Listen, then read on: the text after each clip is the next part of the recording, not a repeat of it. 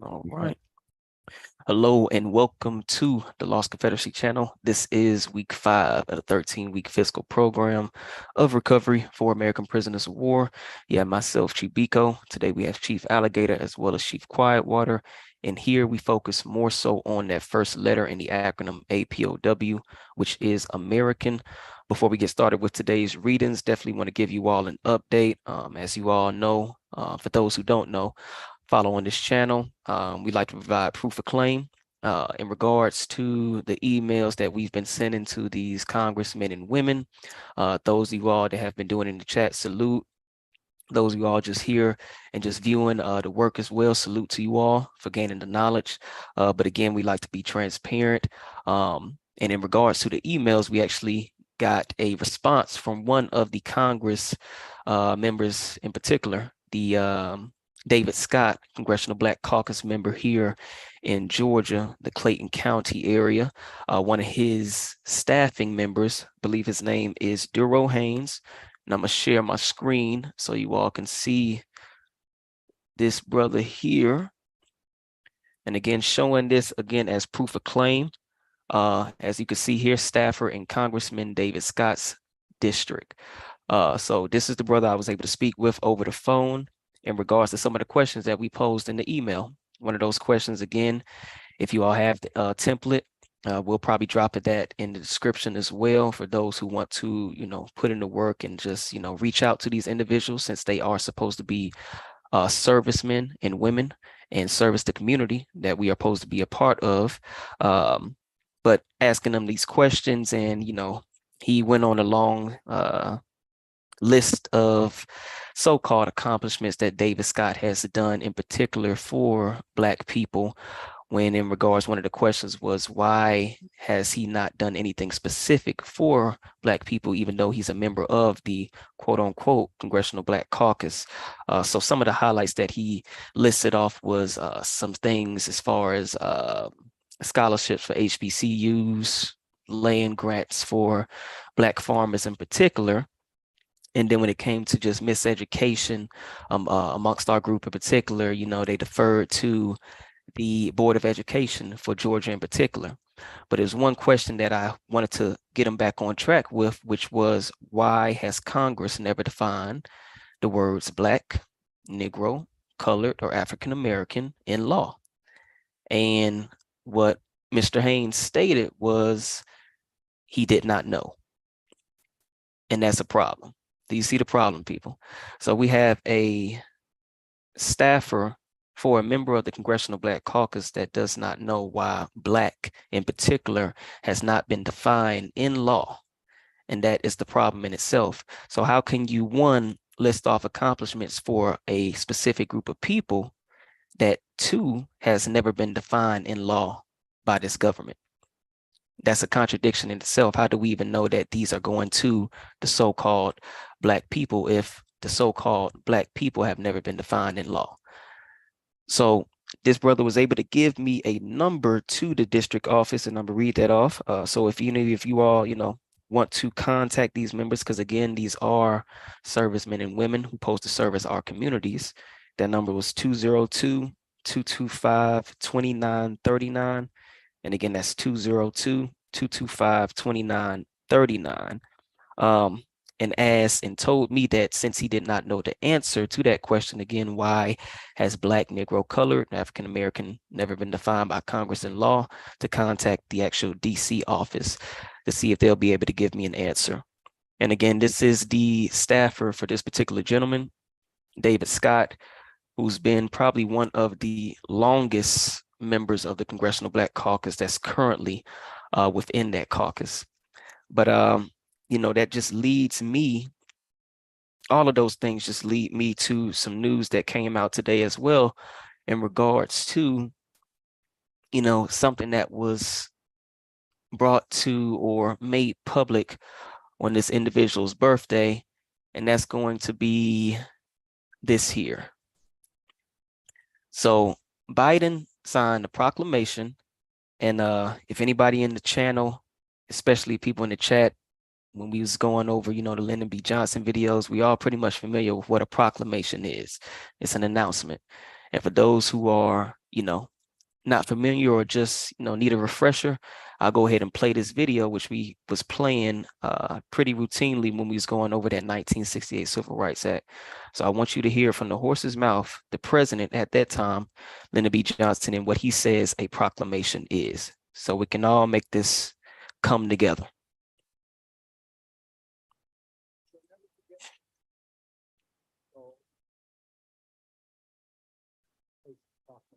Volume's low. You got to turn up your volume on it.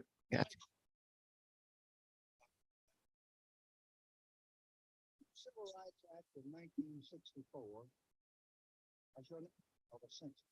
Play it back. It's still low. Still low. Let me try it now. I shall never forget that it is more than 100 years ago when Abraham Lincoln issued the Emancipation Proclamation. But it was a proclamation. It was not a fact. So boom, right there. We just heard it from the president's mouth at that time. And this is him, 1968 Civil Rights Act, also known as the Indian Rights Act. And so when we go and see this here, Biden signs proclamation to honor Emmett Till and National Monument, basically with a statue. Again, more symbolism for our group, but nothing specific for our group. This is just another slap in the face. And they did this on Emmett Till's, what would be his 82nd birthday. Now, let's walk back in time 3 months prior to this. So we got July 25th, June 25th, May 25th, April 25th is when his accuser, the woman that lied, Caroline Bryant, passed away, April 25th of this year. So 3 months later, President Biden signs a proclamation to build a statue. Again, this Caroline Bryant didn't have any jail time, didn't have any charges placed against her. Basically, no punishment was done to this woman. So everything is just, it is what it is when it comes to the European that lied on this individual that they're making a statue for. But again, a statue, not law. And as we continue to walk this down, because we know what a proclamation is, just an announcement. And if we look at this Emmett Till anti-lynching act, and what we're going to do is run a parallel and make this all tie together between this act and the COVID-19 hate bill. So we see here, introduced January 4th, 2021, passed a year later in Congress, made law. Now let's take a look to see if there's anything specific to Black, Negro, colored, African American, anything that would be considered our group of people.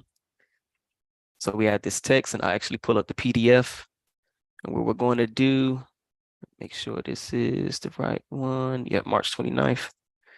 If you all can see in that top right-hand corner, just going to do a quick search for Black. Can you all see where it says not found? Good, okay, perfect. Now let's type in Negro, nothing. African, nothing. Colored, nothing. And American, nothing. So in name, it says Emmett Till anti-lynching bill, but nothing specific to the group that was actually being lynched and killed in town squares. Nothing in particular, right? But if we draw a parallel to this COVID-19 hate bill, which again passed much earlier, within 90 days of it actually being introduced, we'll see that the word Asian pops up multiple times, 8 to be exact.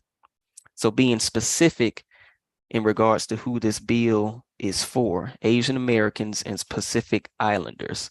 So do you see the problem, people? This is the same thing that was ran on us when it came to the Civil Rights Acts. Not being specific when it came to bills that were supposed to be, or laws that were supposed to be for our group of people, but then on the other hand, be very specific when it comes to other groups of people. And this is all coming full circle because we have people who are supposed to represent us not know the answer to why we have never been written into law. How can you have a Black caucus that does not or is not defined in law? They have never defined what Black means. So they can say, well, I did this for Black farmers. Who are Black farmers? According to law under the system. They don't know because it's never been defined.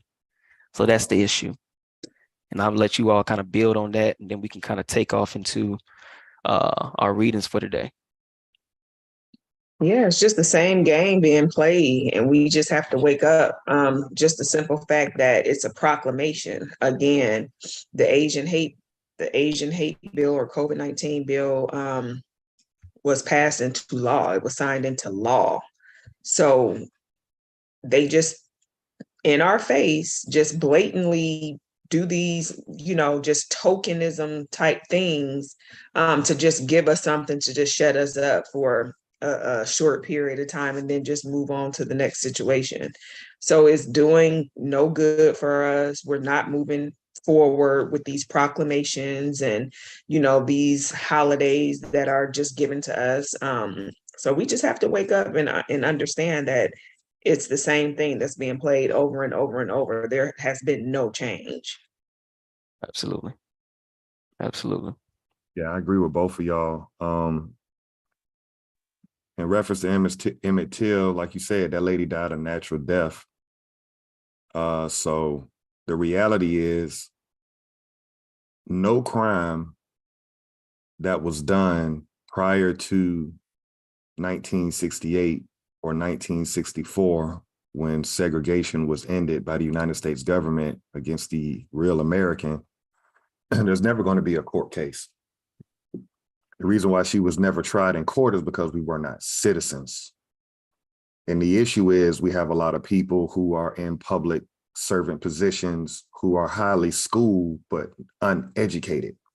And so they say the word racism. It's not racism.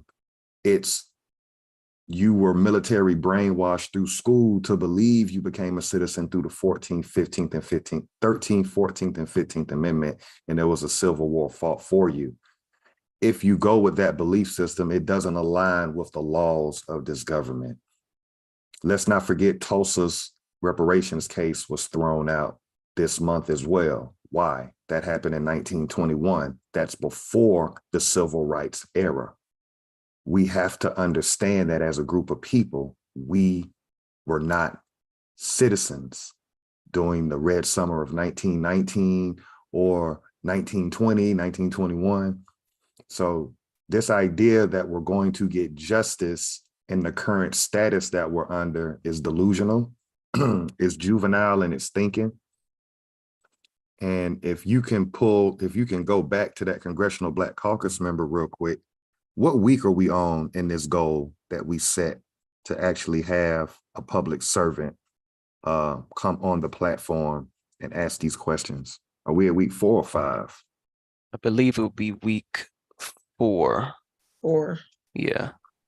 Okay, so we're 4 weeks in on this goal. The goal is to get a public servant from the Congressional Black Caucus on this channel and ask them 3 simple questions and cite to the 1968 Civil Rights Act. Can you pull that up real quick, or do you have it pulled up, Chief Biko? Yeah, 1968. Mm-hmm. Yeah, give me one moment. Because in addition to asking people to send emails to your representatives in the district that you live in, we want to be very clear why we're sending emails and why we're asking 3 questions.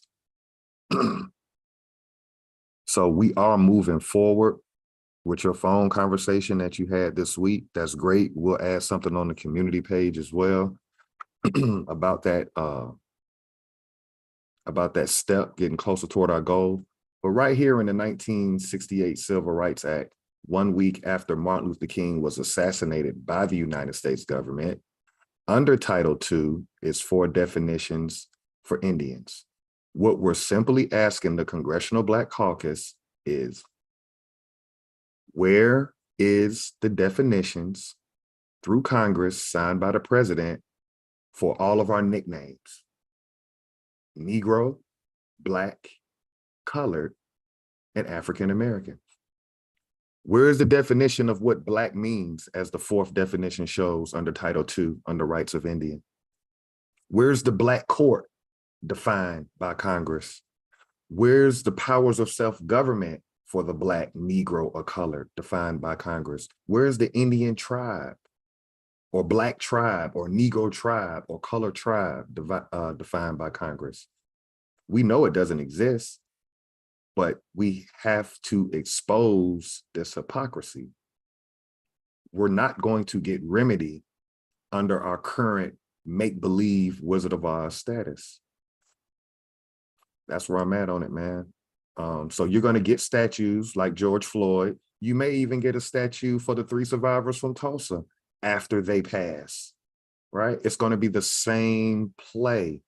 They can only give us statues, parks, recreation centers, frivolous holidays. But as far as specifically protecting that group of people, how can they when they never define who said people were? That's my part on that. Yeah, absolutely. Absolutely. And just again, just thinking back this past fiscal quarter, because we're now into the third fiscal quarter, we had that Juneteenth celebration that did not apply to all of us. Then right after that, we had I believe that's when the affirmative action. Then we had the Independence Day for the European. And then right after that, we had the case of Tulsa, Oklahoma get thrown out. So now we have a statue of Emmett Till and his mom, Mammy Till Mobley, I believe. So now what's going to come next? So you see, they'll give trinkets, symbolism, Right.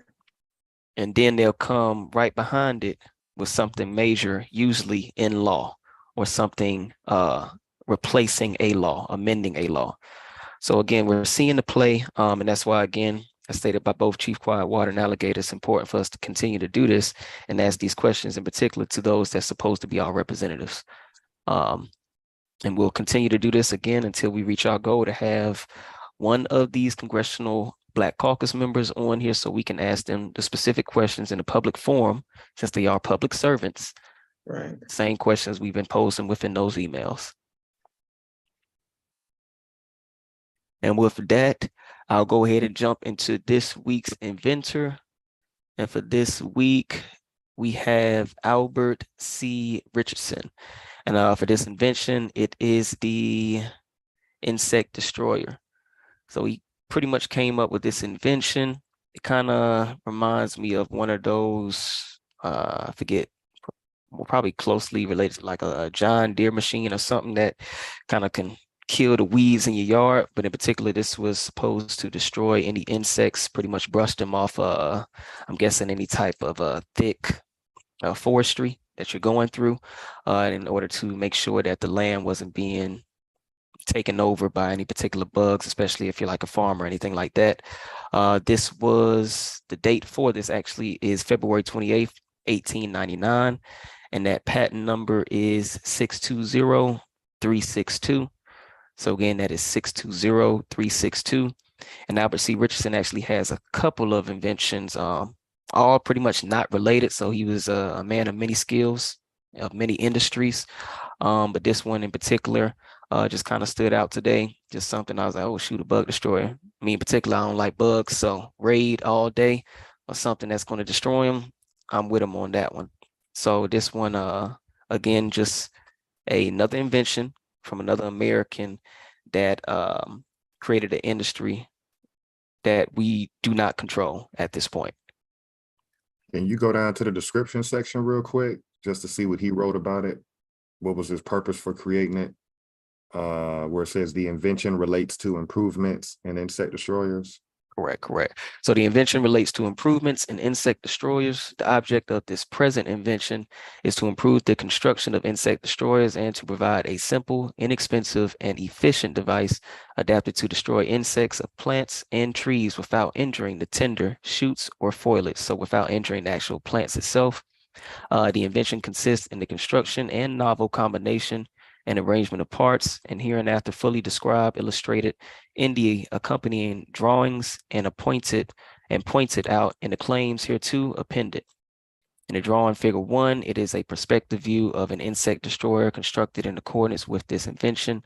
Figure 2, it is the longitudinal sectional view. Figure 3, transverse sectional view. And figure 4 is a vertical sectional view of the cross-shaped coupling and removable caps being arranged on the arms thereof.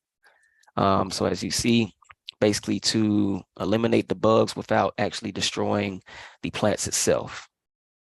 Right. That top paragraph, I just wanted you to read that just to get an idea where it says the object of the present invention. Mhm. To improve the construction of insect destroyers. Here's the key for me, and to provide a simple, inexpensive, and efficient device. So those that were farmers in that time that were owning their land and farming on their land, it was probably easy for him to sell that product to a farmer because you're not going to have to put a lot of money into investment to purchase it. And it's going to be highly efficient versus having manpower actually out there, you know, spraying pesticide or whatever they were doing. I just wanted to throw that in. Correct. Great point. Great point. With that, we'll go to our Dr. Carter G. Woodson quote for the day. I believe he said quote 10. Correct. All right. So today, Dr. Carter G. Woodson, author of what we know as Black History Month, quote 10, Negroes do not need someone to guide them to what persons of another race have developed. They must be taught to think and develop something for themselves. It is most pathetic to see Negroes begging others for a chance, as we have been doing recently. Do not force us into starvation, we said. Let us come into your stores and factories and do a part of what you are doing to profit by our trade. The Negro as a slave developed this fatal sort of dependency and restricted mainly to menial service and drudgery during nominal freedom. He has not grown out of it. Now the Negro is facing the ordeal of either learning to do for himself or to die out gradually in the breadline in the ghetto. And I chose this quote today for several reasons. I'll start with the last section I just wrote. There are no more ghettos. Okay, so they've gentrified and tore down ghettos, right? So that's gone. Bread lines we're watching in our face. Illegal non-citizens are in bread lines now. So the Negro is not even really in the bread line. This dependency that the Negro has, that's the whole point of us sending these emails. That's why we're reading these documents, to educate ourselves and enlighten ourselves and hopefully build our self-esteem. It's hard to follow along with us on this channel and remain mentally dependent on another group of people. So over 100 years ago, Dr. Carter G. Woodson was forewarning us to think for ourselves. Going into other people's stores, we're there now. I've lived long enough to watch the transition from our stores being owned by look like us to now people from India pretty much running every corner store in North America. I don't care where you live at. But I'll stop right there and let y'all share on whatever it is that y'all want to build on from quote 10.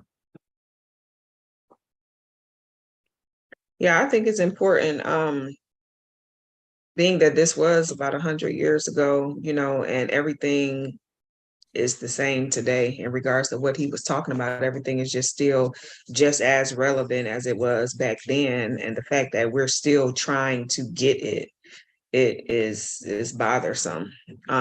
But you know, hopefully people will continue to support us, and, you know, we'll hopefully gradually more people will jump on the bandwagon of information and know what's been done to us, know the history of what we've been through, and another 100 years won't pass. You know, change has to happen. It has to happen like yesterday. So I think that by us doing this weekly and just, you know, reiterating these quotes by Dr. Carter G. Woodson is important for us. The information was same then and same now. And I'm, just we haven't moved the needle much. That's what I'm trying to say. Definitely agree on that. Definitely agree with both of you all. The dependency factor, probably even more now than it was 100 years ago or when this quote was first written. So as we can see, we're going in the wrong direction just in that sentiment alone. But definitely agree with what Dr. Carter G. Woodson is stating, within this quote. We've been facing this ordeal to either, learn to do for ourselves, or instead of gradually, dying out in bread lines and ghettos, just dying out in the streets or just dying out in general as a group. We always bring up the fact they've already projected quote unquote black wealth to be at zero by 2053. We already are seeing just within the last quarter them taking things away that was supposed to be specific for our group, with affirmative action, throwing away particular court cases that have nothing but proof in them. So we're seeing already that they're on schedule in regards to hitting that goal of 2053, because that's a goal. If you're projecting something to happen in a particular time, then you are already practicing foresight for that to happen at that time, or at least before that time. So again, it's up to us to actually say, okay, we can no longer be dependent on the same system that is projecting us to be destroyed. We have to do for self. And I think one way that we'll probably click for a majority of our group of people is if we actually hear it from this system itself. Basically, again, just saying, hey, will you define who the Black, Negro, colored is in law? And if you don't, that's an answer. If they don't reply, that's an answer. If they do reply and they say we will, that's an answer. Because at the end of the day, we're going to get an answer. If they do say, okay, we'll define you all, then now we're talking about 250 plus years of, atrocities, land being taken, killings, murder, pillaging from this government that we would need to be prepared for. If they don't acknowledge that, then we have an answer. We understand our place underneath this system. So again, at that point, I think that'll be pretty much the straw. But until we get there, still need to practice, self-preservation. Next, we'll have the legal definitions and maroon historical quotes, and then we'll jump into the Cointel Pro. Okay, so legal definitions: number 1, American, indigenous to America. Number 2, descendants, one who follows in the bloodline of an ancestor, either lineally or collaterally. Number 3, slavery, a situation in which one person has absolute power over the life, fortune, and liberty of another. Number 4, prisoner of war, a person, usually a soldier, who is captured by or surrenders to the enemy in wartime. Number 5, school, any institution at which instruction is given in a particular discipline. Number 6, education, an enlightening experience. Number 7, recovery, a return to a normal state of health, mind, or strength, the action or process of regaining possession of something stolen or lost. And then the maroon historical points. Number 1 was a person escaping slavery, seeking freedom, or breaking the law.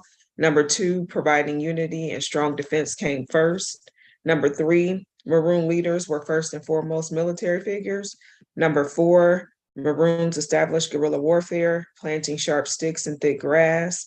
And number 5, maroons knew their European enemies' language, defenses, and plans. Excellent. Thank you there, Chief Quiet Water. Go ahead and jump into where we stopped off last week. I believe it was page 22. Let's see here. Yeah, because we ended off on there. Those programs. All right, so we'll start on page 23.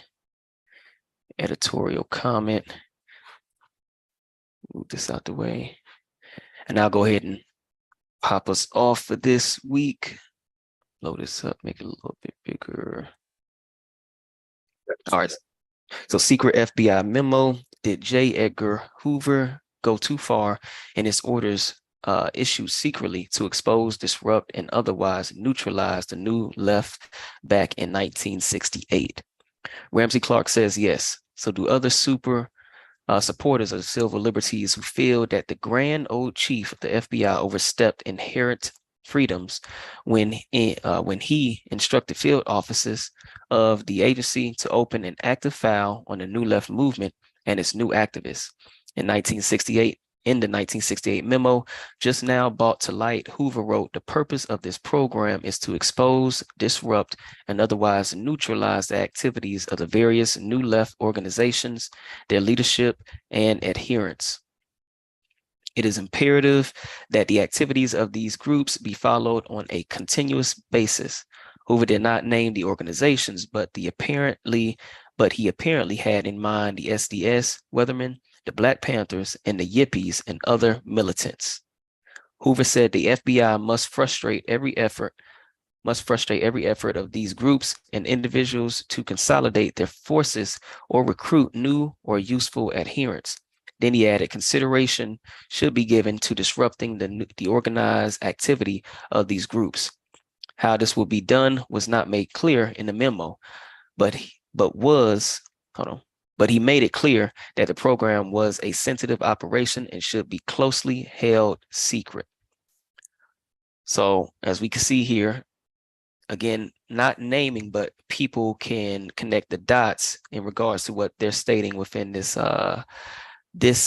paragraphs here. Black Panthers was a part of that New Left group that he was referring to in regards to neutralizing, disrupting, and what was the other word he used?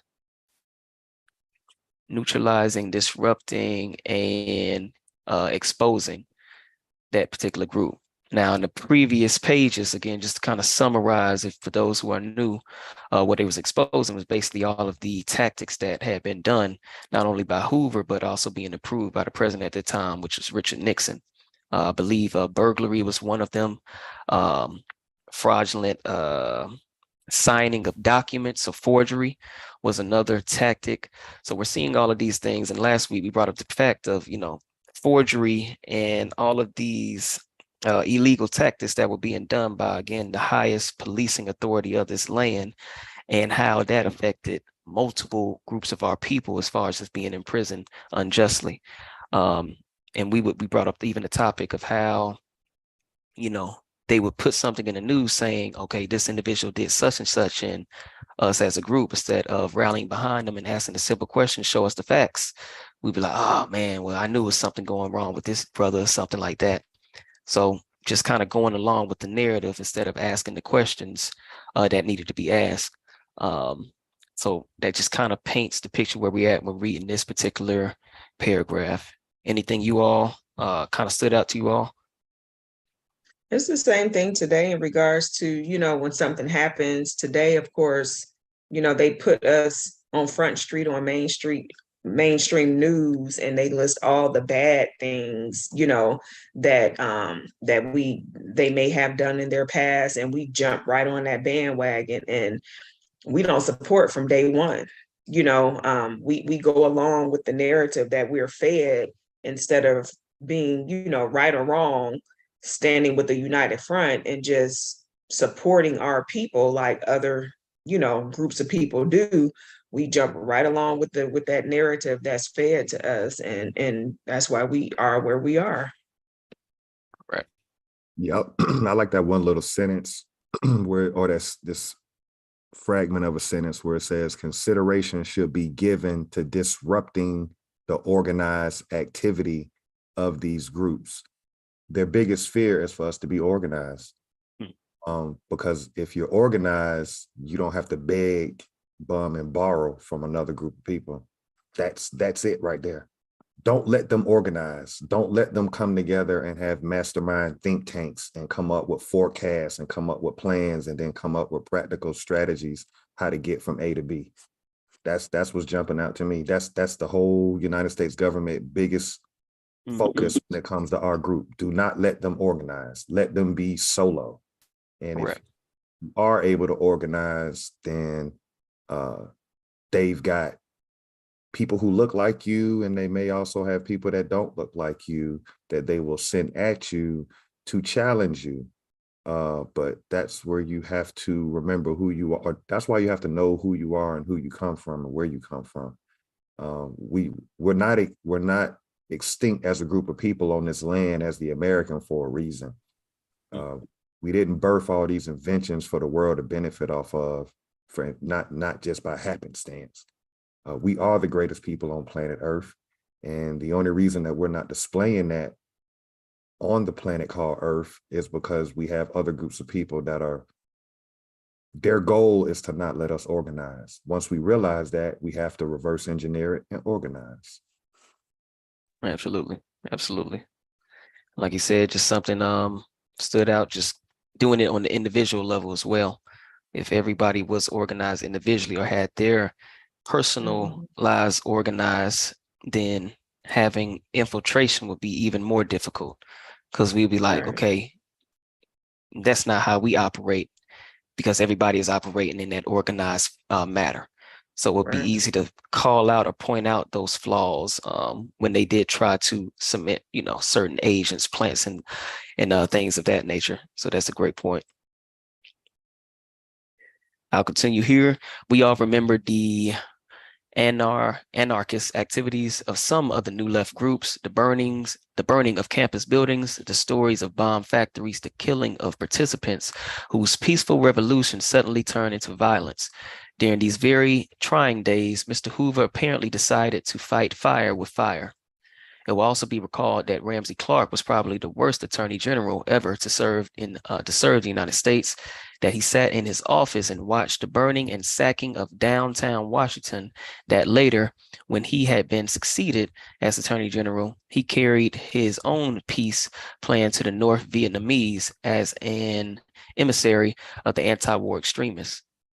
Of war, Ramsey feels that the FBI strayed off base, but it is doubtful that he has ever told about, it was doubtful that he was ever told about the memo. It is unthinkable that Mr. Hoover, the exponent of law and order, would deliberately create incidents in the name of the far right.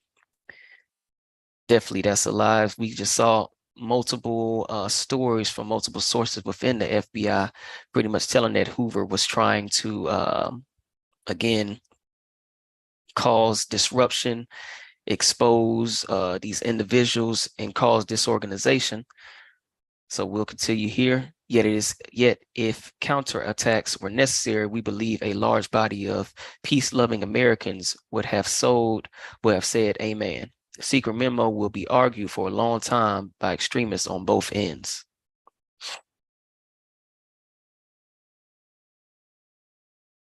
Next page here, drew a blank. Television newsman Carl Stern may have been looking for something sensational when he demanded under the Freedom of Information Act to see a memo issued by the late J. Edgar Hoover in May of 1968, ordering agents of the Federal Bureau of Investigation to keep an eye on the New Left movement. Mr. Stern may now be disappointed. The memo shows only that Mr. Hoover told the FBI to do what obviously was demanded by circumstances in the United States of America at that time. Oh, what you got right there. What you just read in that paragraph, May of 1968. What happened May of 1968? What's in that? Where was our group of people at May of 1968? Burning stuff up because of what just happened to Dr. King. Yeah, Martin. Correct. Right. So we're protesting, right? We're a month after Martin Luther King has been assassinated by this same government, and you got the head of the FBI talking about based on the circumstances in the United States of America at that time. So you want to investigate what they call the New Left is the Black Panther Party. So you've already killed the leader, and you still are fearful of their organizing. So King was a part of a separate organization. right? He was SCLC, headquartered right down here in Auburn Ave in the Masonic Temple in Atlanta, Georgia. That really had nothing to do with Black Panthers. That's a whole different organization.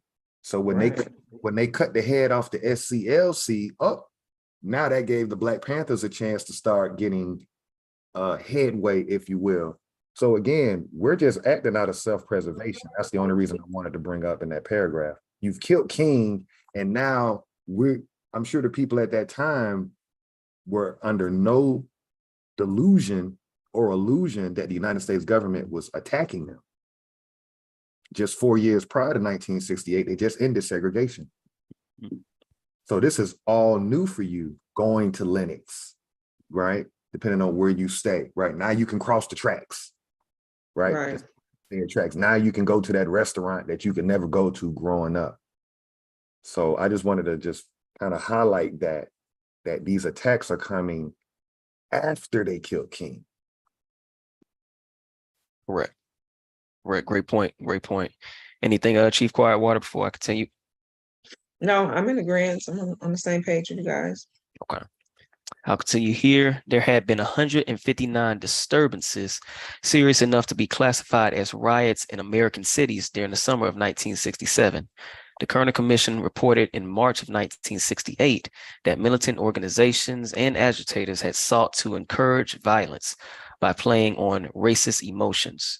April saw the Columbia University campus turn into a battleground by the Students for a Democratic Society, whose chapters then began fomenting riots on scores of campuses across the country. In this atmosphere, Mr. Hoover alerted the FBI to try to neutralize organizations and individuals who had spout revolution and unlawfully challenged society to obtain their demands. So I'll just pause right here. As we see, it states April of 1968. Again, we just highlighted April 4th, they killed Dr. King. April 11th, they passed the 1968 Civil Rights Act. We have other groups and organizations up in arms about their particular agendas, whether it be, Vietnam at that time or whatever the cause may be, but in particular for our group, up in arms about the killing of Dr. King. And what we get in this next paragraph is that Hoover is saying or alerting the FBI to neutralize any organization and individuals who spout revolution. So it's a revolution when you want to stop your people from being killed, and it's unlawful when you challenge that against the society. And the sad thing about it is they recognize our ability to make something happen, but it's just us who don't recognize the power that we really have. If we just continue to, come together, like back then, they were doing what they had to do in regards to the protests that, made some changes, but just continuing it on until something happens, not stopping, not taking holidays, not, taking these proclamations, but continuing on until the goal is met. The goal is reached. Is that we don't realize the power that we have when we come together. Correct. Now, I even say we're focusing on the wrong, definitely branch in regards to trying to accomplish these goals. I have a lot of people focusing on executive branch or judicial when we're highlighting that Congress makes law. Congress is the people that write the operating system of how everything, whether it's the executive and judicial branch, is supposed to pretty much work. So if we're not within that operating system, then what is that telling us? Nothing will ever work for our particular group because we're not written into their system.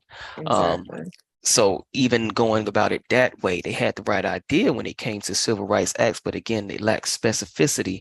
And we're seeing that trend continue today when we just highlight the Emmit anti-lynching bill and compare it to the COVID-19 hate bill, which they are specific to a group, which is that Asian and Pacific Islander. So again, it just all comes back full circle. And again, it's highlighting they don't want to see that. They want to neutralize that organization because they say, okay, well, they got super close this first time.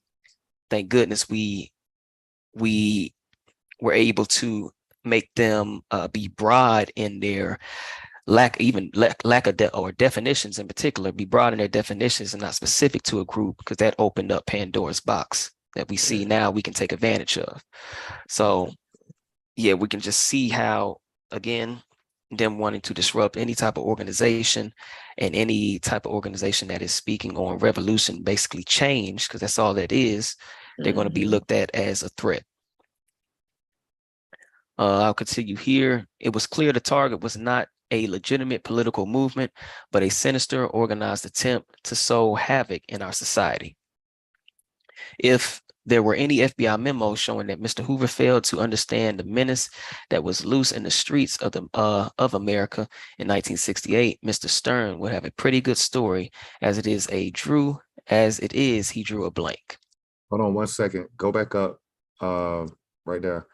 All right. He just said in that bottom paragraph that Mr. Hoover failed to understand the menace that was loose in the streets of America in 1968. Then y'all just built on the fact that in the previous paragraph that Mr. Hoover alerted the FBI to neutralize organizations and individuals who spout revolution and unlawfully challenge society to obtain their demands.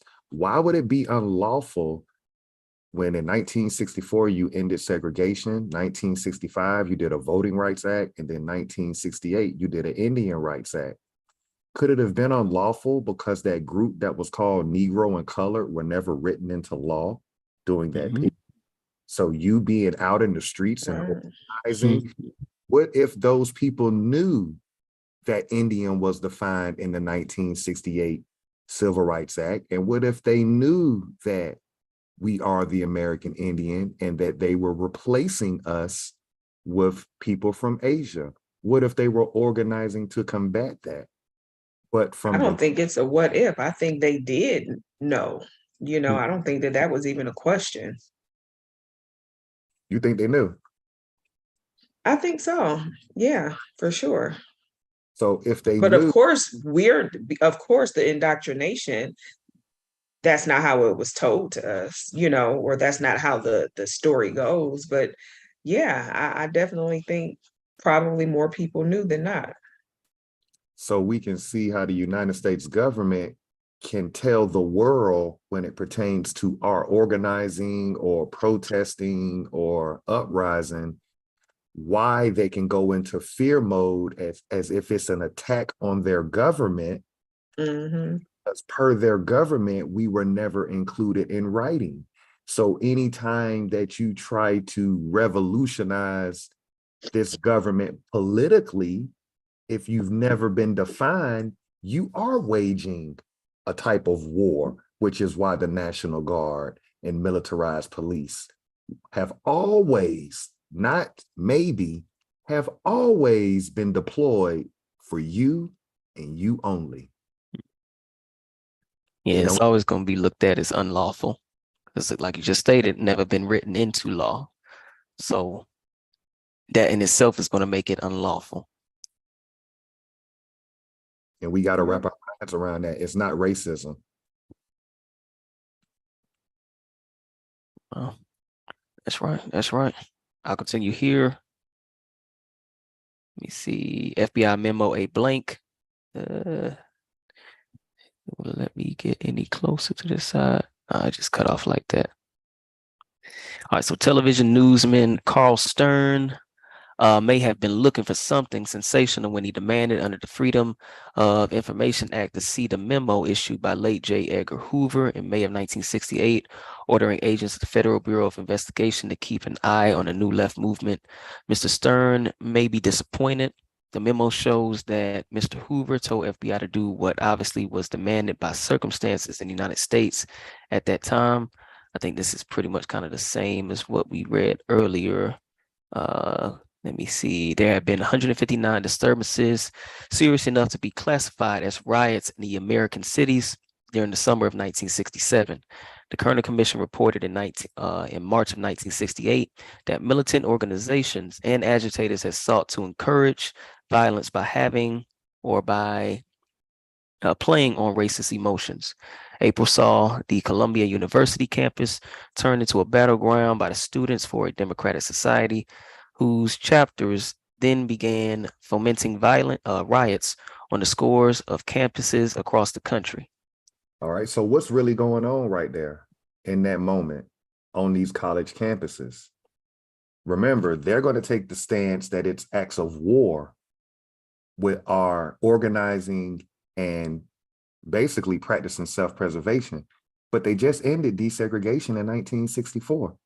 So wouldn't that be the first graduating college kids that were going to now these what used to be all white campuses? Now you're the first 20 to 30 Negroes on said campus. Wouldn't you be whooping motherfuckers' ass that want to call you nigger and try to spit on you? If we just go back in time and understand why they're fighting on college campuses. Right. European student don't want you there. Correct. But they're saying it to the wrong one. And then when they get their shit split, all hell break loose on campus. That's basically what I'm reading in that. Y'all got it. Go ahead, Chief Quiet Water.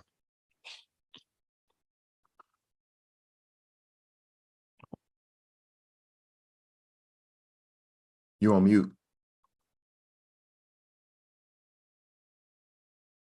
But I was definitely getting the same thing, similar to that, where them just trying to talk about a different, well, not even being specific in regards to what they were pretty much being violent or inciting riots against. Like you stated, kind of trying to pretty much just cover up that. But as you just stated, just ending desegregation 4 years prior to that. So yeah, all pretty much at this time, just coming to a boiling point, just with everything. Because again, April, we talking about Dr. King being assassinated, April 4th. So not only is that happening, but as you just stated, you probably have some European on campus call him one of the Americans a nigga, and coming right off the back of Dr. King getting killed, yeah, attention's gonna be super high, especially in regards to our group. So anything that's gonna be said will definitely pop off something. So yeah, I can definitely see that. But again, just covering up or having that under the guise of whatever organization they want to put it underneath, kind of similar to what was the organization in 2020 that just came out of nowhere? I forget the name. Antifa, something similar to that. So yeah, I definitely am in agreement with you.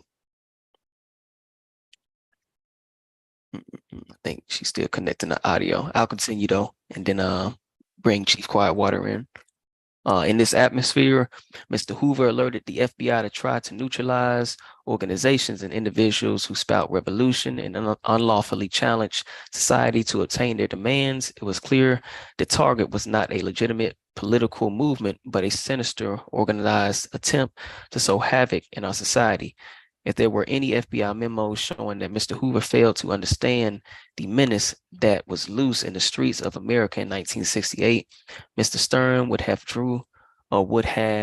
a pretty good story, as it is, he drew a blank. So yeah, just pretty much again, kind of just basically another transcript of what the previous page had stated before. But again, just highlighting, what was going on at that time. I'll pick up while her audio is trying to connect. Okay. All right. Mr. Hoover's memos, publication by the FBI of 2 memos by the late J. Edgar Hoover has lifted the lid just a crack on a counterintelligence operation about which, although it ended more than 2 years ago, the public almost certainly will be hearing much more. Scant as the details now are, revelation of the documents is sufficient to suggest ramifications so far-reaching as to make exposure both imperative and disturbing. You can give me like more, yeah. The memos showed that in May 1968, Mr. Hoover ordered a campaign against the so-called New Left, which was to go beyond a role of gathering information and aim at direct disruption of the movement. Involved were agents seemingly expected not merely to infiltrate and keep tabs on potential troublemakers, but even to provoke action, presumably to provide grounds for counterattack. The program, however, far it actually went, continued for 3 years before Mr. Hoover called it off. That right there just triggers me back to when they admitted in this document that the FBI was unlawfully breaking into our people's houses. They were unlawfully locking people up until they couldn't make bond. They were also unlawfully planting drugs and weapons on our people. And here in this paragraph, they're provoking a fight or some type of retaliation so that they can counterattack and again, lock you up and press charges.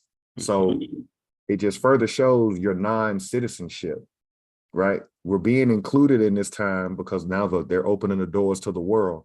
I look at this like a business. The United States government started off with 13 colonies. Those 13 colonies turned into states. They decided that they were going to go ahead and incorporate from sea to signing sea, right? By the time the 1960s come around, they said, we're going to take this business worldwide. That's why you get a desegregation in 1964 and a Voting Rights Act, and it's not specific to us because it wasn't about us, even though we were the ones that were fighting and resisting. The United States government decided to go worldwide and allow people from all over planet Earth to become citizens, which you pulled that up, Chief Biko. Can't remember the 10 steps to naturalization.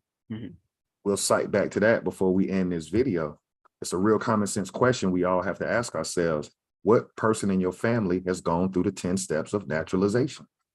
Every immigrant on this land that is a quote unquote citizen of the United States government, if they go back through their family tree, there is records of that person that went through immigration. Why are we the only group of people that don't have that? Why do we have to track our people by birth certificates that have reclassified us every generation from color to Negro to Black? And then you have to cite to census records to see what your people actually had, or you have to go to the Dawes Roll to see what your birthright was. Shout out to, I can't think of his name. I got a brain fart. Dr. Claude Anderson. We've got a short on our Instagram page where Dr. Claude Anderson gives you his Dawes Roll number, and he knows he's Cherokee by blood. Judge Joe Brown, he knows he's Choctaw by blood. He came out of a Choctaw woman. So what does that make him? Dr. Carr has admitted that when he traced his family tree back, he's got Choctaw in him coming out of Tennessee. So it shouldn't be, yeah, you got $5 Indians, but you also got a lot of scholars that are teaching us that are admitting that they're on Dawes Roll or they're on. Why we can't track immigration records since we're supposed to be from another land? It's really not hard. It's that simple. I mean, it's very, very simple. You know, it's not a mysterious thing. You know, people who say that they can go back to their great, great, great grandparents, but then want to, you know, go the whole Pan-African route. It doesn't make logical sense. It just doesn't make logical sense. Why we're in this state of confusion and delusion in regards to who we are and where our people came from. Correct. I'm gonna pass it to you, Chief Biko, to get your thoughts on. I just want to add in one last point.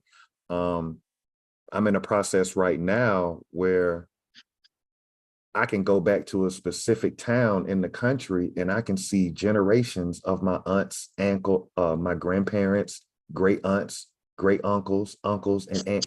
So that's the evidence. You know what I'm saying? Like, what more, going back to what you said, Chief Quietwater, why would you claim to be Pan-African when you can go to a country town and go to a church and go behind the church to the damn cemetery and your whole family tree back?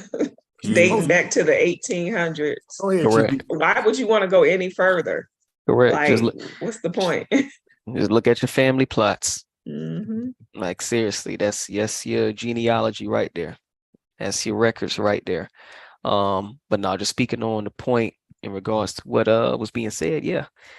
What they say, provide grounds for counterattack. They was creating their own, creating evidence to again have proof to say, hey, now we can go ahead and attack this person. Again, we stated last week, forgery.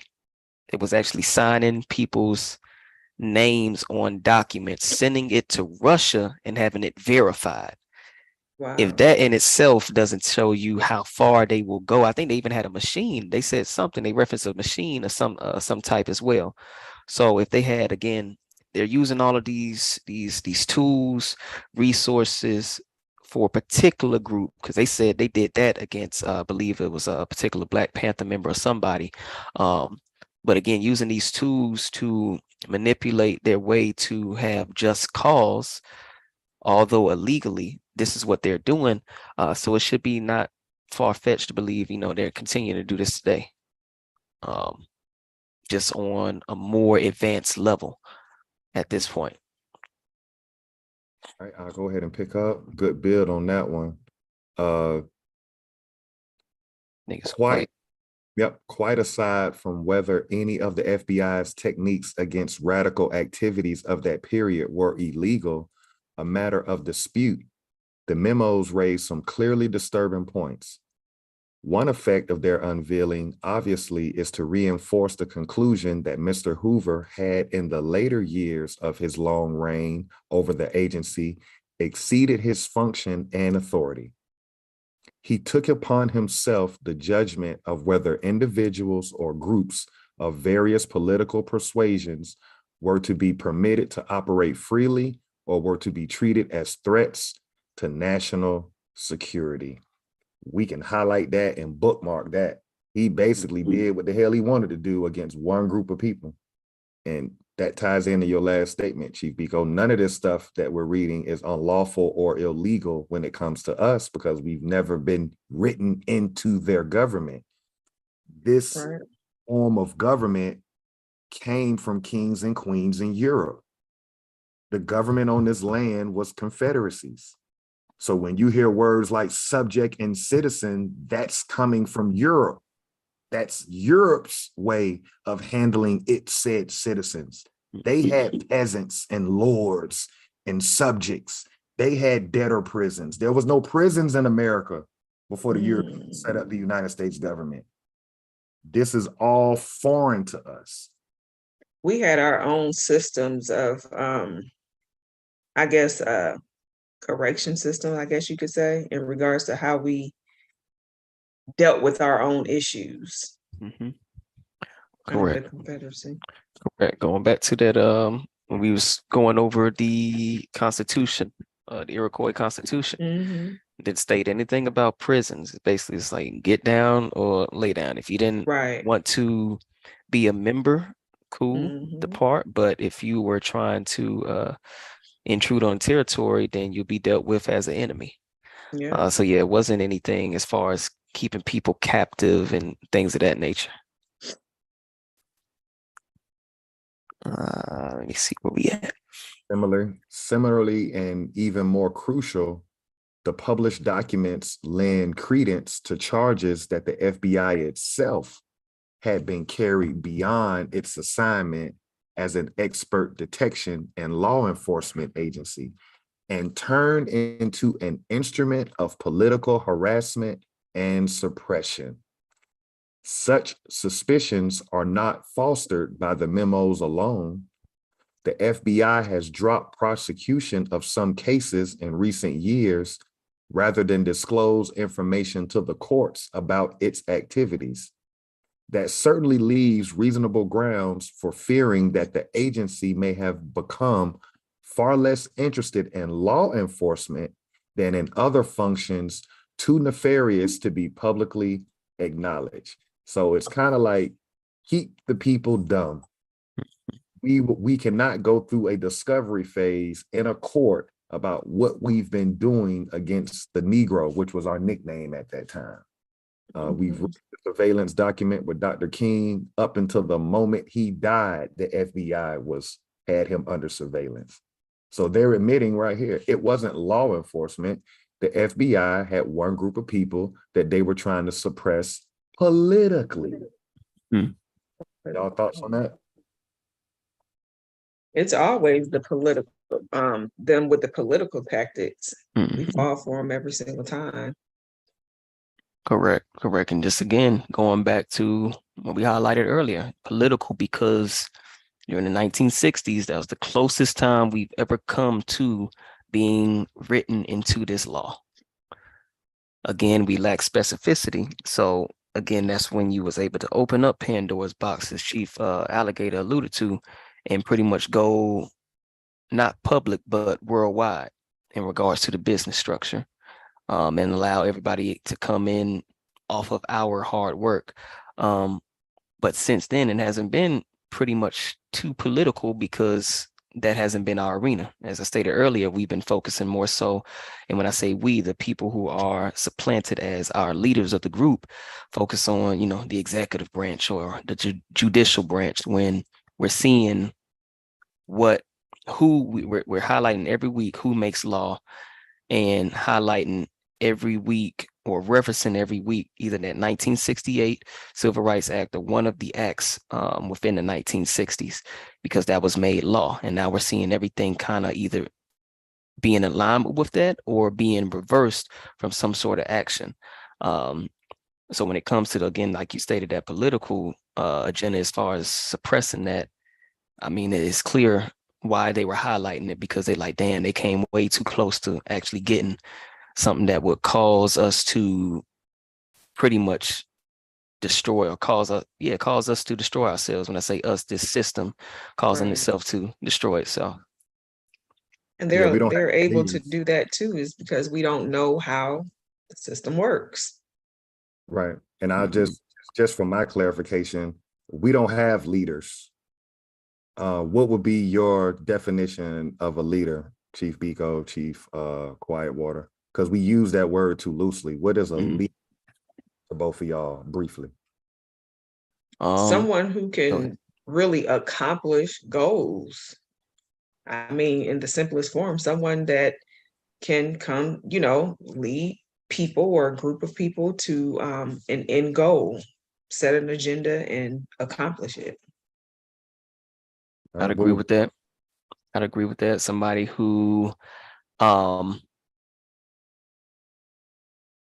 puts in the actual time and work and effort and actions to reach said goal, and is able to get others to, I would say, buy in to their actions. So not necessarily just telling somebody, okay, this is what we need to do, but actually walking, actually walking the actions that they're talking about, and pretty much blazing that trail to lead others to follow them. So that's what I would say. I agree with both of y'all. The only thing I would add is you can't be a leader without knowledge. If the people who look like us are unaware of the 1968 definitions of the Indian, you're not a leader. The leader has to have knowledge, information. And then, like you said, Chief Biko, that person has the gift or the ability to apply the information that they're learning.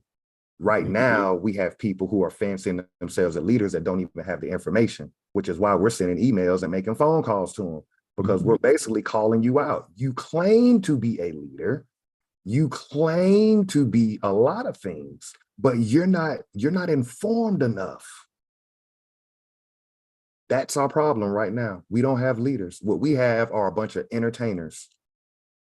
And entertainment can come through religious beliefs. Entertainment can come through sports. And entertainment can come through political theater. But nobody since the 1960s has educated this group of people on what we're reading right now. Why is it? Well, let me say it correctly, because I'm sure there's individuals that have been doing it. But what I'm saying is the people who we've been trained to look at as leaders, why don't we all should know in detail about the civil rights era? We should know that hands down, like the back of, because it's our history. So the fact we don't know it, and we have to create a YouTube channel and systematically put information out, right? And we're not taking claim to it because it's public record. But that's our biggest problem. We got to stop calling these people leaders. You don't know enough to lead me no goddamn well. Right. That's, you know how you look at somebody and you listen to him and he got an idea and you like, nigga, I wouldn't follow you. Yeah. Blind leading the blind. We'll meet each other up by we'll meet in about 20 minutes. Yeah. Blind leading the blind, man. Yeah. We don't have leaders. Yeah. I'll go ahead and finish this off. Clearly, there are grave dangers involved here. If the methods hinted at in the Hoover memos prove to have been used, the FBI was in some respects not much removed from the secret police tactics of totalitarianism. We got to look that word up. These. Even if the agency only appears so to a substantial segment of the public. Who's that substantial segment? The FBI will have suffered a loss of respect that can only impede the performance of its proper task.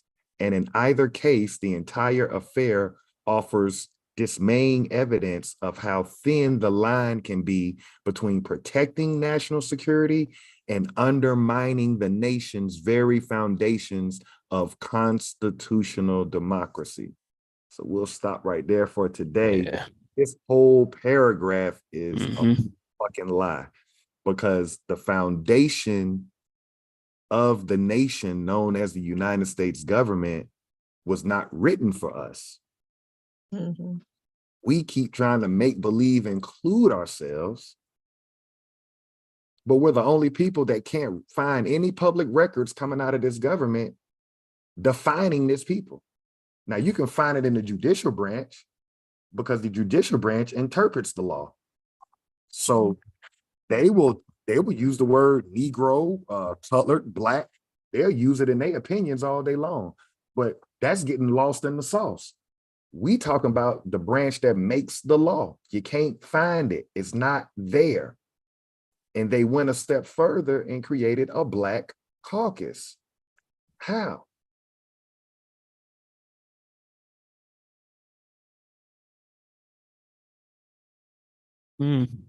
If one of y'all looked up the definition of totalitarianism, and if you can pull up the 10 steps for naturalization, we'll close out on that so we can understand what they were saying. Y'all can build on what I just read. So we got a totalitarianism form of government that theoretically permits no individual freedom and that seeks to subordinate all aspects of individual life to the authority of the state. I mean, shoot, that's exactly what we were going through in the Jim Crow era, wasn't it? Right. Actually being subordinate to individual states, because as we saw, states had Jim Crow's laws specific for Black people, colored, Negroes. We saw we had a whole list, and I'll actually highlight that. I'll see if I could bring that up, where we're saying Negroes could not be serviced by white nurses or things like that, being specific. And this was state by state. So again, that's exactly what our group was underneath. So when we say military occupation, is that not this? Right, right.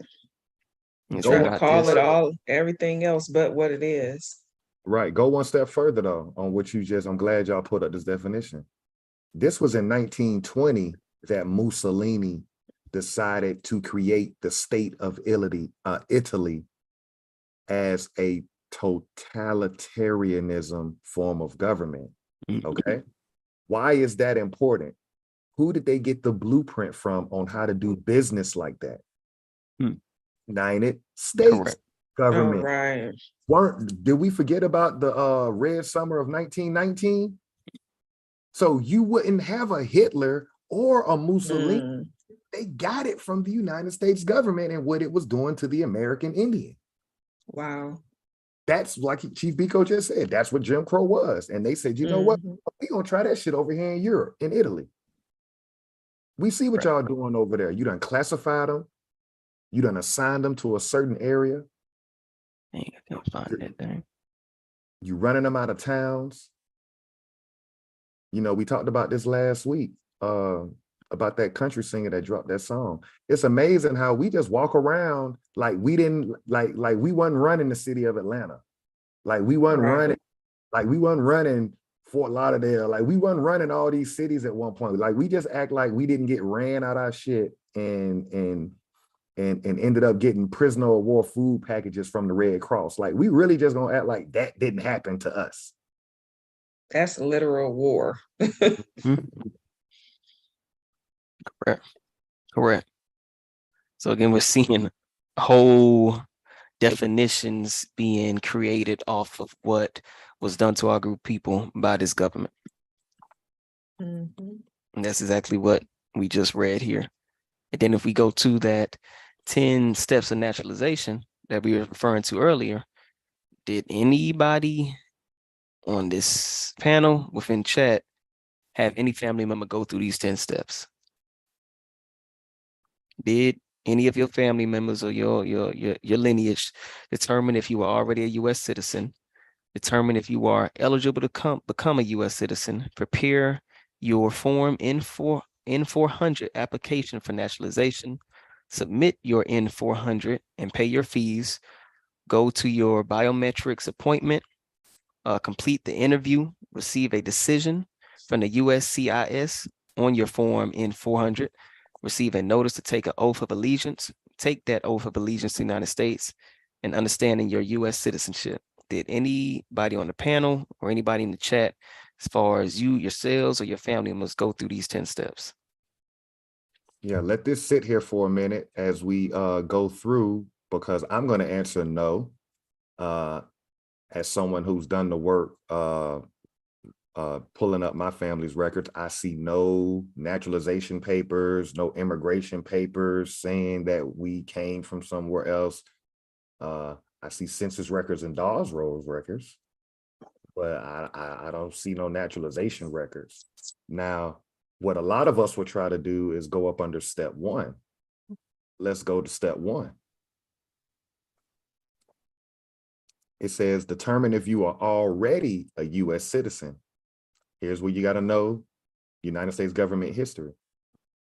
If you are not a citizen by birth, or you did not acquire or derive U.S. citizenship from your parents automatically after birth, go to the next step. So some people that are from our group will say the birth certificate makes us citizens, correct? Mhm. Okay. If that's the case, explain anybody that was born before 1964, why were they not U.S. citizens? Mhm. Right. You couldn't vote. Correct. You were segregated. You didn't get any kind of veteran benefits until the Vietnam War. So when we ask these logical questions aligned with our history, we can't hold on to the lie that we were made citizens through the 13th, 14th, and 15th Amendment. But if you call the Veterans Administration Office tomorrow and ask them, when does benefits kick in for Blacks when it comes to time served in war? They're going to tell you it starts in Vietnam. So what about the Korean War? What about World War I, World War II? What does that mean? You're not a U.S. citizen. Right. You weren't a U.S. was in their military, Mm-hmm. and Right. you were segregated.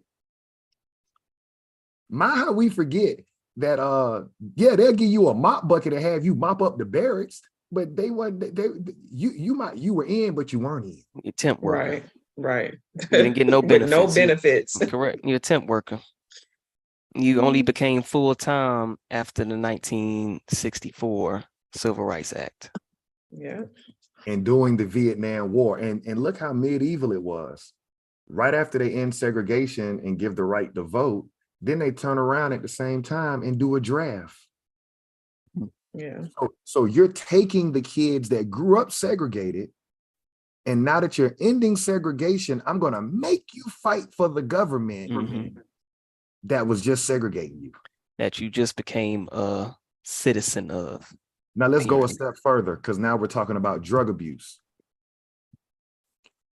If that teenager did not want to fight for this government growing up in segregation, and he was trained to kill and went to Vietnam and kill people, what do you think his mental mindset was when he came back to America, knowing as he got older and his brain started to mature fully what this government did mentally, Right. that you fucked over my mama, my daddy, my grandparents. I got the benefit of desegregation, but then you made me kill for the same government that was killing my people. Mm-hmm. And we scratch our head why we had addicts on heroin and why Mental illness. mental Mm-hmm. dilemma. Is anybody in the chat saying that they went through this process, that anybody in their family went through the 10 steps to naturalization? No, nobody.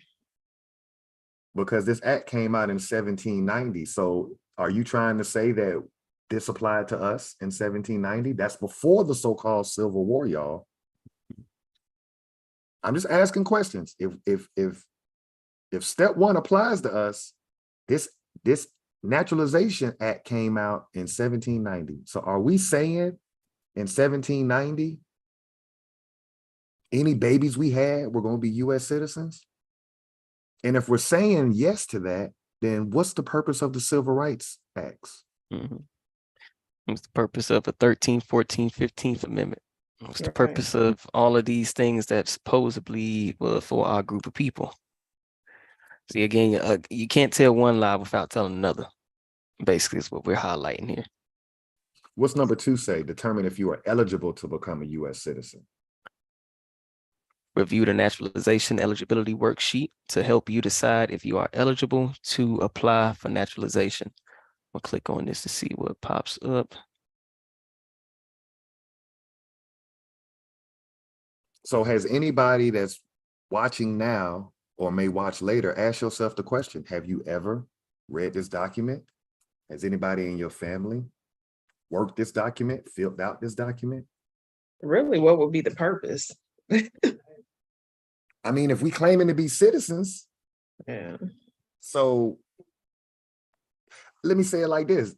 The African know about these documents, the Jamaican know, Absolutely. the Right. Indian know, the Indian know, the Asian, Kamala Harris parents know. Mm-hmm. Let's go there. Let's go there for Kamala Harris, Mhm. a Black congressional caucus, but her daddy from Jamaica and her mama from India. She came out of an Indian woman's womb.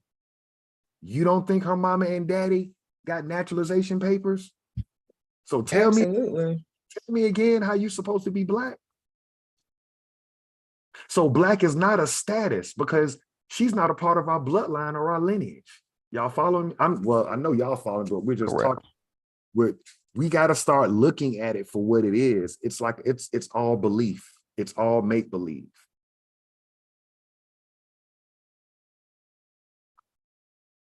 And not one person in the chat, Chief Quietwater, is saying they've been through this. Nope. So I don't know what What's that? how many people are even aware of this process that's listening to the video right now? How many of y'all even know what steps immigrants have to take?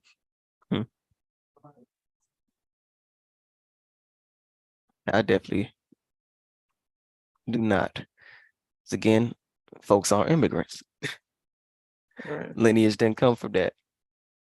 And if the last step will, if you scroll down to the last step, we brought this up with Donald Trump when the NFL was protesting and taking a knee during the Pledge of Allegiance before games. This is why there was such an outrage, because what we are ignorant to as non-citizens through procedure and paperwork is we didn't understand that all immigrants got to pledge allegiance to that flag. Mm-hmm. So we're scratching our heads while we're watching the NFL and we're like, why y'all trying to spin it? It's about police brutality. Why y'all making it about the flag? Now do you understand why Donald Trump made it about the flag? Because nigga, that's the last step to become a citizen. You can't kneel on the last step. The last thing we got to do is swear your ass in front of that flag. Are y'all with me? Correct. Correct.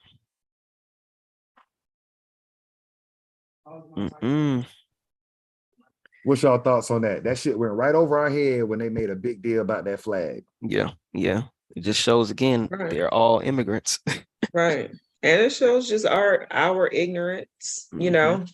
Yeah, we, you know, in elementary school, I know when I was in school, if you didn't stand up to say the Pledge of Allegiance, you know, you got in trouble, or your parent had to write a letter stating why they didn't want their child to stand up for the Pledge of Allegiance, you know.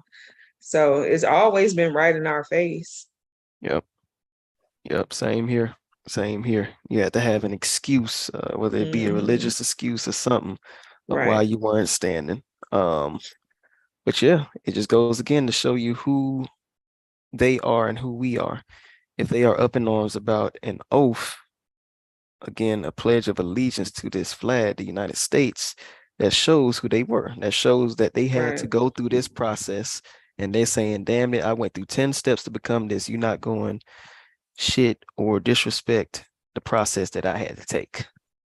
And step 8 says what? Receive a notice to take the oath. Yeah, it's a ceremony. Oh, and there's a naturalization ceremony. So you would think that there would be a picture or something on, you know, in some kind of archive in your family about the family member that did the ceremony. Or you're gonna go to that video to see what it looked like, huh? Face of America. Let me see. Getting early in the nation, types of ceremonies. You got a judicial ceremony and administrative ceremony. Let's take a look at this. Become a citizen. Click on when you become a citizen. Once you become a U.S. citizen, you have access to additional benefits and services. So you became a member. Please see this website for additional information. During the ceremony, you will be provided with additional information and representatives for the different services may be available to assist, including applying for U.S. passport card. You will get an application for the U.S. passport at your naturalization ceremony and a U.S. citizenship welcome packet.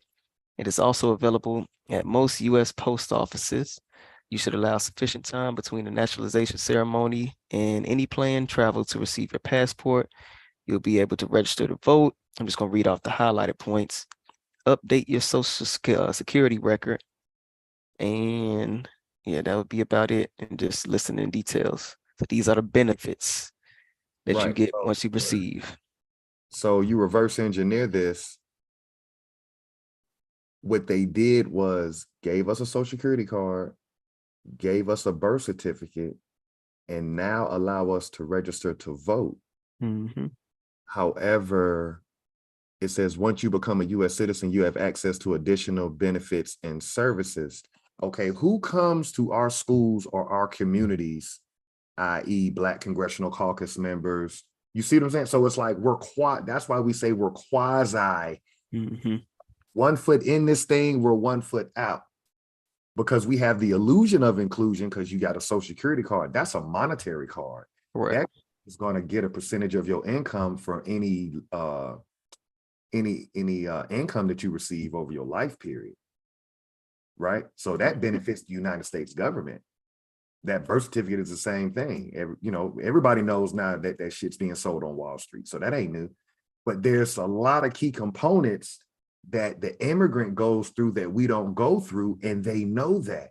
Because when they talk to the nigga will be like, I don't know what the hell you talking about, what that shit is. So we're understanding why the immigrant thinks they're better than us, some of them, not all of them, but we understand why they think they're better than us when they come over here, because once they get that citizenship status, they actually have a higher status under this government than we do.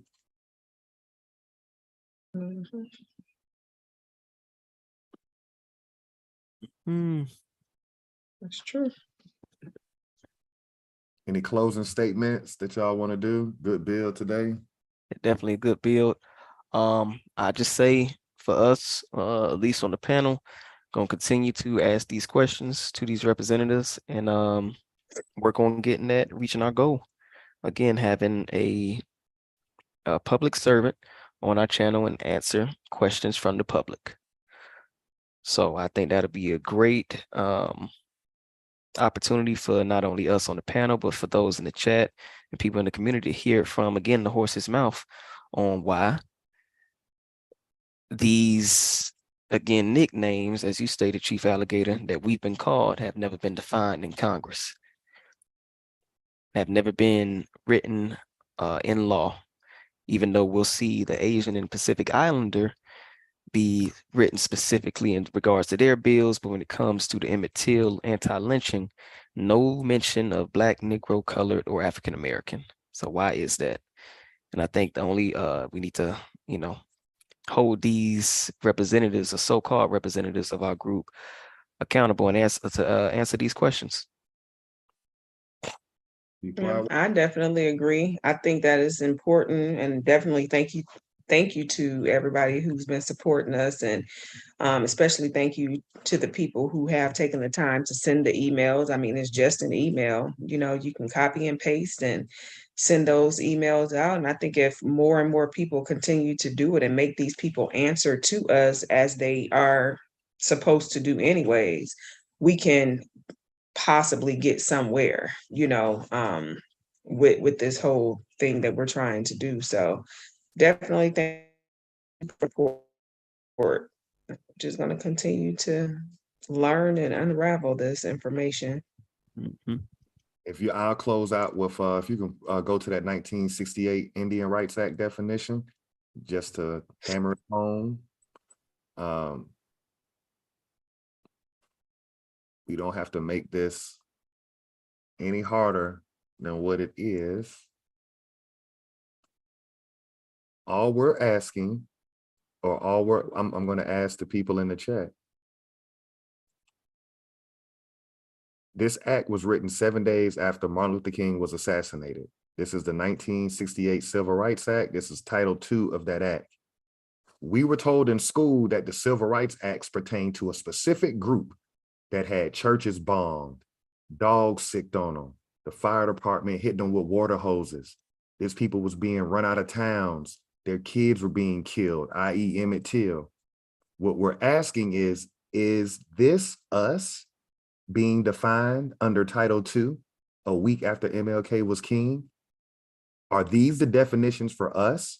Are we supposed to have tribes, powers of self-government, courts, and are we the Indian that's defined here?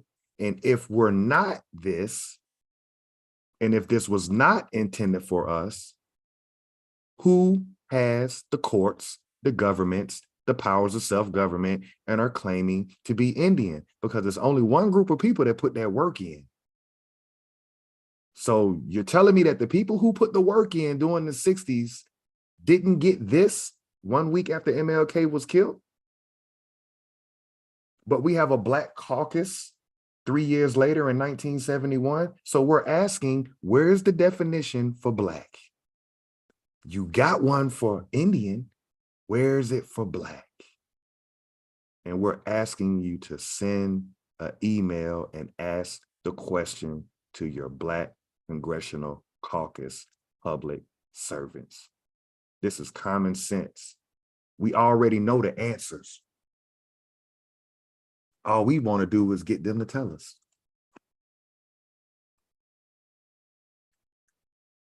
And we hope that y'all feel us on this. It's just that simple, y'all. They bait and switched us. They killed King, replaced us with another group of people. We're supposed, okay, look at it this way. You're supposed to have your own court system and your own government. So when we be talking about we need to get our own, this is our shit. Now it needs to be amended somewhat because Title 19, we need the Title 19 part where we're supposed to correspond with this government when it comes to criminality. We can amend it, but this was our shit. That's what we're trying to say without saying it like that. I'm gonna come straight up the middle with it. This is our shit. It's only one group of people that work to get desegregation done and get a Voting Rights Act done and get a 1968 Civil Rights Act. You come from that group of people. You got another group of people that didn't put the work in, running governments, running casinos, claiming to be you. How else can we put it to you?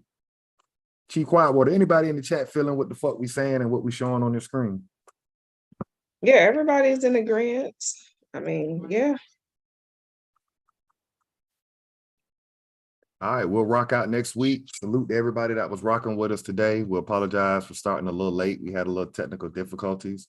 But once again, man, it's about getting the information out. And if it ain't in writing, it's your shit. That's why we always cite to the records. Mhm.